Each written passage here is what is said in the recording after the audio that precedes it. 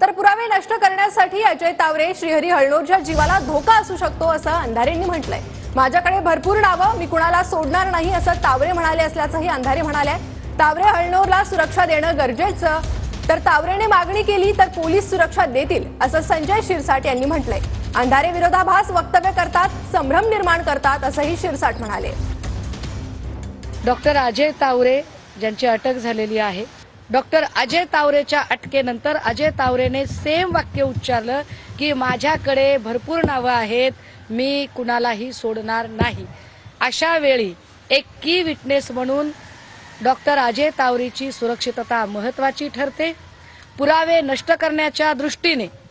कारण Porsche car अपघात प्रकरणामध्ये जर इतके सगळे बडे प्रस्थ गुंतू शकतात, वाटेल त्या पद्धतीने त्याला वाचवायचे प्रयत्न होऊ शकतात, तर पुरावे नष्ट करण्यासाठी अजय तावरेच्या जीवाला धोका का होणार नाही?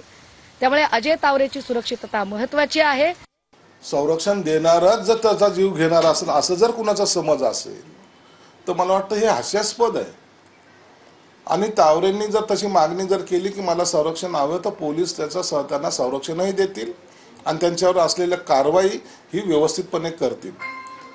म्हणून एकीकडे त्याच्यावर आरोप करायचे, दुसरीकडे त्याच्या संरक्षणाची मागणी करायची, तिसरीकडे त्याला राजकीय संरक्षण आहे असं सांगायचं। हे जे काही विरोधाभासाचे स्टेटमेंट आहे त्यामुळं कन्फ्युजन कसं तयार होईल हा प्रयत्न यातून झालेला पाहायला मिळतोय। 10-12 वर्षामध्ये अजय तावरेने काय काय बघितलेलं आहे हे नीट समजून घ्यावं। इव्हन पल्लवी सापळे, अजय तावरे, अजय चंदनवाले, त्यानंतर काय अनेक नावं आहेत, अनेक नावं आहेत याच्यामध्ये। ह्या सगळ्या नावांचा आणि 6व्या मजल्याचा काय संबंध आहे? 2.5 वर्षापूर्वी जे सरकार पाडलं गेलं त्याचा काय संबंध आहे? हे सरकार पाडण्यामध्ये अजून काय काय गोष्टी घडल्या, या अनेक गोष्टी पुढे आल्या पाहिजे। अजय तावरेला जर 6व्या मजल्यावरचं संरक्षण जर असेल तर त्यांच्या जीवाला धोका होण्याचं काही कारणच नाही। म्हणून तावरे असो का आणखीन बावरे असो, हे कोणीही जरी असले तर पोलीस आपली कारवाई करताना या सर्व बाबीचं लक्ष ठेवील आणि कुठेही कोणाच्या जीवाला धोका होणार नाही। परंतु ज्यांनी काही हा गुन्हे केलेत त्यांना जेलमध्ये जाण्यापासून कोणी वाचवणार नाही याची काळजी सुद्धा सरकार घेणार आहे। तर सीडीआर तपासण्याची जबाबदारी गृह खात्याची असल्याचं सुषमा अंधारे यांनी म्हटलेलं आहे। सगळं मीच करायचं असेल तर गृह खातं माझ्याकडे द्या असं अंधारे म्हणालेले आहेत।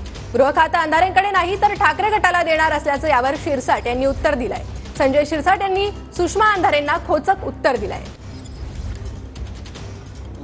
14 कॉल झाले तावरे आणि अग्रवाल यांच्याबरोबर, तेवढेच कॉल झाले की आणखी काही कॉल झाले असल्याची शक्यता? मला असं वाटतं की हे सगळं सीडीआर वगैरे तपासणं ही गृह खात्याची जबाबदारी आहे आणि सगळ्यात जर मी करायचं असेल तर मी पुन्हा म्हणेल की गृह खातं माझ्याकडे द्या, मी चालवून दाखवते।